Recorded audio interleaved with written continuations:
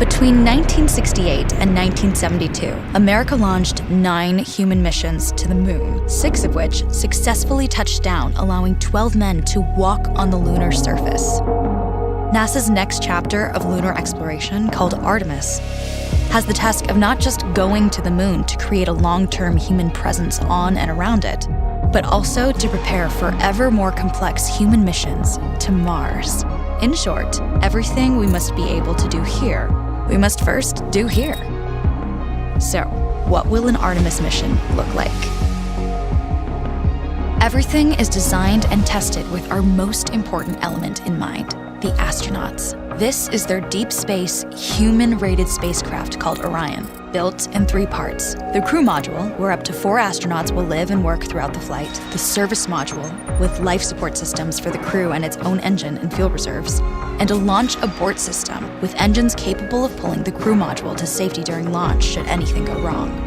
To accomplish the task of launching our crew and heavy payloads, NASA is building the Space Launch System, comprising of a cargo hold, an exploration upper stage, a massive core stage, and 2 extended solid rocket boosters. Altogether, this is the world's most powerful rocket, and it exceeds the legendary Saturn V of the Apollo era in numerous ways. Sitting on the launch pad, the entire rocket, fully fueled, weighs just over 6 million pounds, 5.2 million of which is just the fuel. Once ignited, there is no stopping what comes next. All 4 RS-25 engines and the 2 solid rocket boosters come to life, thundering our crew upwards. 2 minutes after ignition, the solid rocket boosters are spent and released. 8 minutes after launch, the core stage is depleted and separated. The upper stage fires briefly, placing Orion into a parking orbit around the Earth. Here, the crew reconfigure the spacecraft and check systems to confirm everything is ready for deep space travel. With a go from mission control, the crew reignite the exploration upper stage engines to leave Earth entirely. The exact timing of this maneuver is critical to reach a speed that can escape Earth's gravitational pull, but also put Orion on a course that will intersect the moon days later. Once this burn is complete, the upper stage of the SLS is jettisoned and the crew aboard Orion coast for several days toward all that awaits them at the moon. Approaching the moon, we see the fundamental differences between Artemis and Apollo.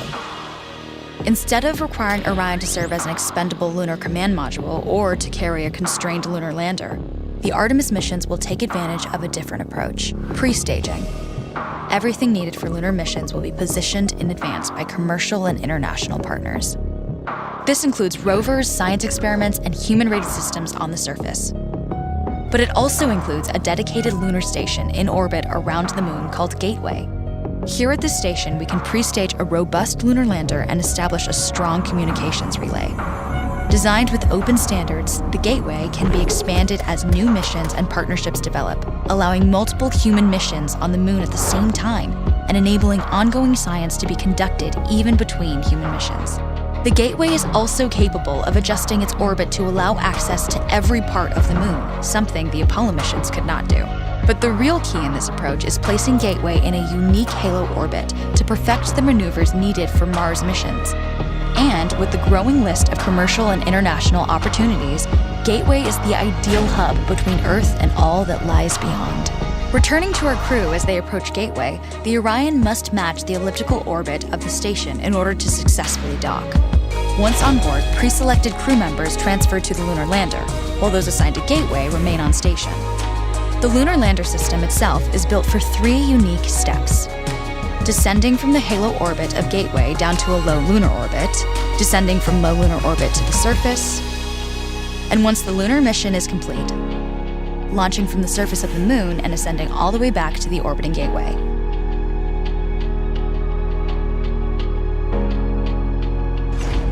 Once back aboard the Orion spacecraft and undocked from Gateway, the crew fire their engine once to break out of the halo orbit and once again to sling the spacecraft around the moon, placing it on a multi-day trajectory back towards Earth. As they near the end of this journey, the service module is released, and the crew module is oriented heat shield first.